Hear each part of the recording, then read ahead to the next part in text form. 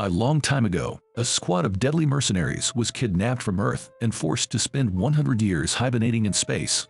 They were finally set free after being dropped from a spacecraft one day. The film begins with Royce, an armed officer, plummeting from the spacecraft. He regains consciousness while falling and manages to deploy his parachute. He checks the area to see if anyone else is there after landing in a forest.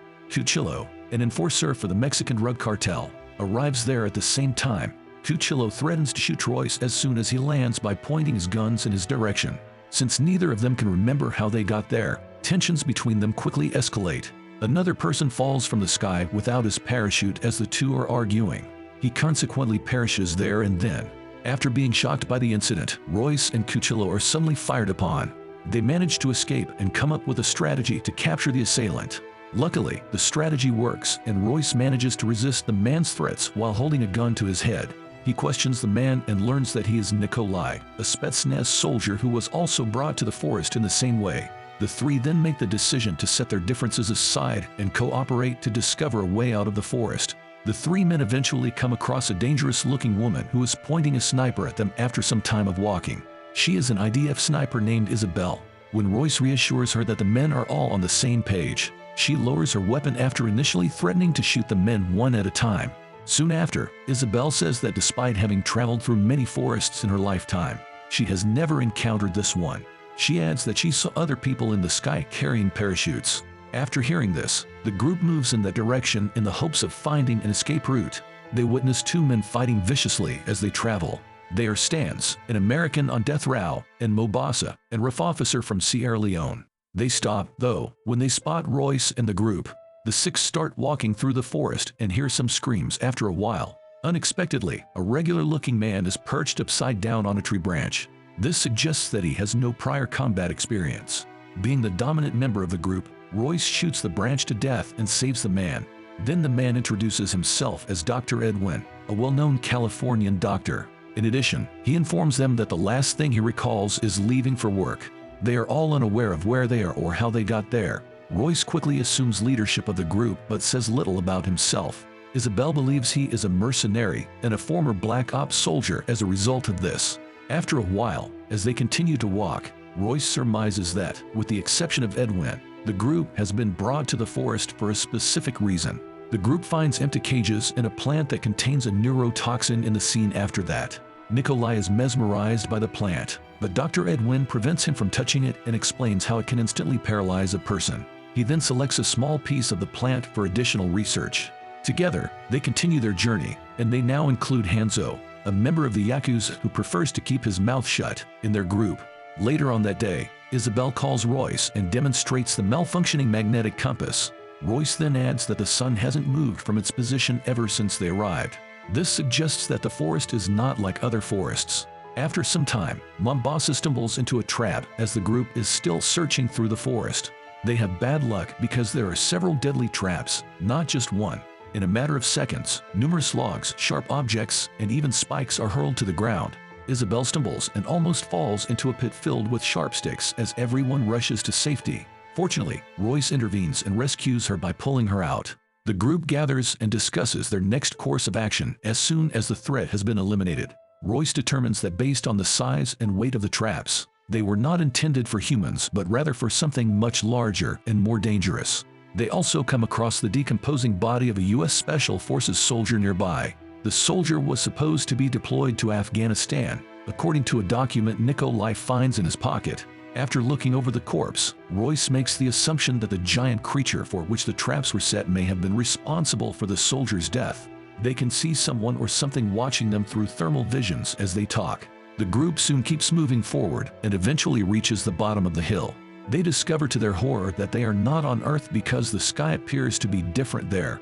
Everything that was previously considered strange now begins to make sense. Royce warns everyone to develop a strong plan to get back home as he turns to face the alien sky. The group is attacked by a pack of alien dogs as they re-enter the forest, though these dogs move incredibly quickly and are enormous in size. Everyone draws their weapons and begins to fire at the dogs. Together, they are able to kill the majority of them, but one lives and begins to advance on Isabel.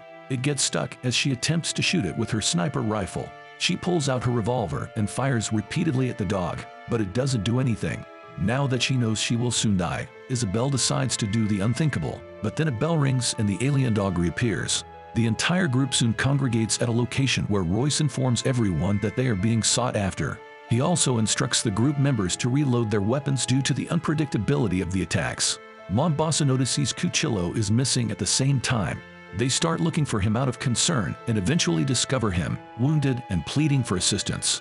For some reason, he keeps saying "help me" in an odd way while turning away from the group.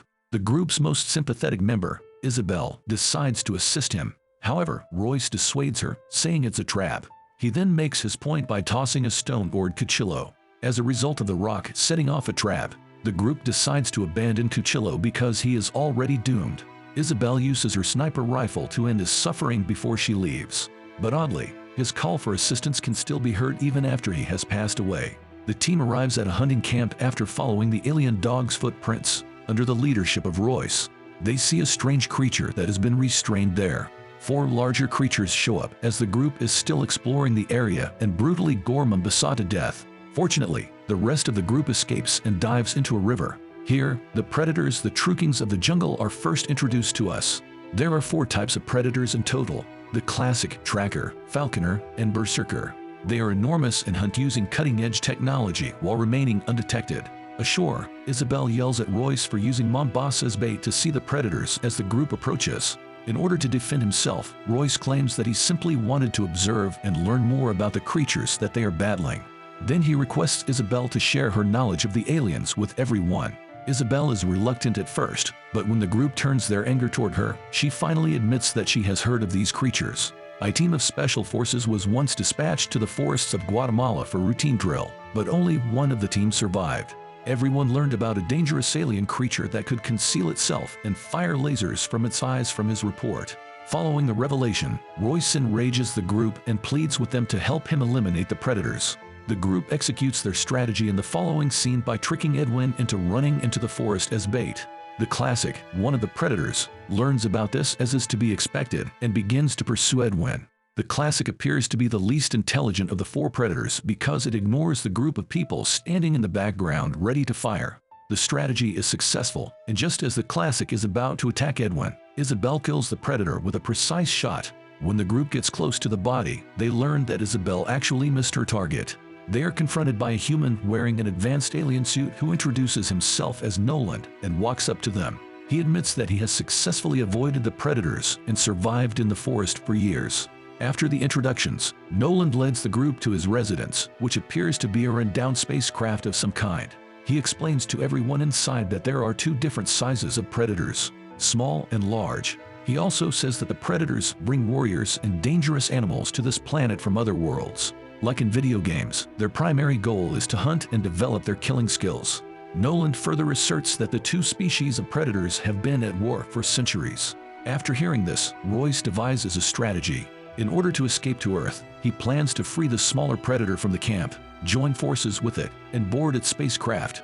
Noland sneakily locks the door from the outside and begins suffocating the entire group while they are all sleeping at night. He turned out to be a scavenger whose only goal was to entice the group so he could steal their weapons. The group tries their best to open the door inside, but it is tightly locked. As time is now of the essence, Royce makes a risky choice and fires an explosive at the door. His strategy of luring the predators has proven successful. The predators quickly encircle the hiding place. When the tracker comes across Noland, he immediately destroys him. Then it advances on the last group, breaking the door in the process. Surprisingly, though, the tracker lets them escape rather than killing them right away, as if it were playing a joke on them. Except for Nikolai, everyone else is able to flee during the pursuit. The tracker catches him and brutally stabs him, but before he passes away, Nikolai signals a bomb, which explodes and obliterates the 2 of them. The remainder of the group hears the explosion as they reach outside. They feel a brief sense of relief as a result, but then the berserker appears. This time, Stans makes the ultimate sacrifice and holds the predator until his friends flee after realizing that death is imminent. Sadly, his courage gives way to hopelessness as the berserker rips out his spine and instantly kills him.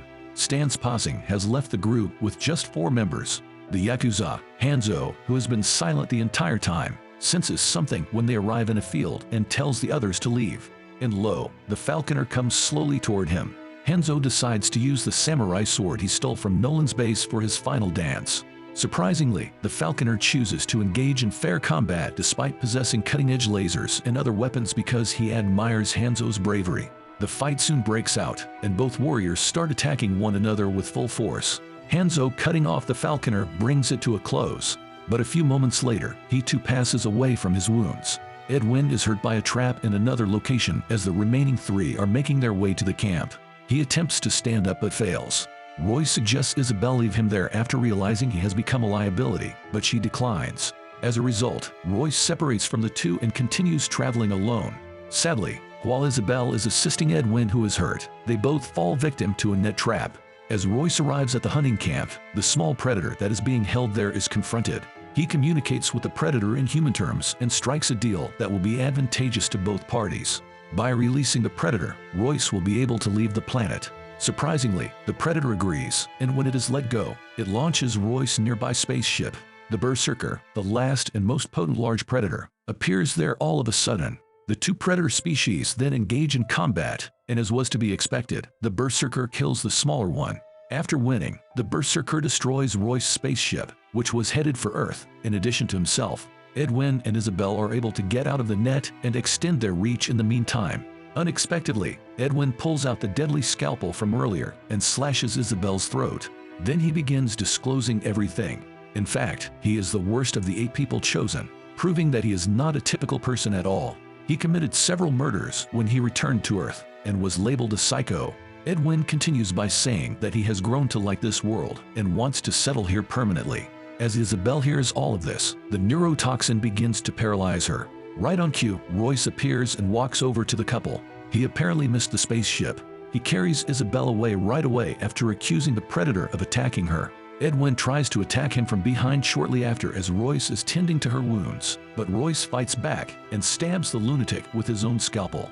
Then, using Edwin as bait to draw the last predator in, he places some explosives inside the paralyzed man. When the Berserker attacks Edwin, there is a huge explosion, but it is not enough to destroy it. Fortunately, Royce is ready for the circumstance. He covers his body in mud and sets fire to everything because he is aware that predators use thermal vision to locate their prey. The Berserker initially appears confused and the plan appears to be working, but it soon tracks Royce's heartbeat and attacks him. While this is going on, Isabelle begins to feel better and makes every effort possible to reach her sniper. She shoots the Berserker in the shoulder just as it is about to kill Royce. Royce seizes the chance, stands up, and decapitates the Berserker with a makeshift axe, putting an end to the madness for good. As Isabelle and Royce contemplate their ability to return to Earth, the film comes to a close.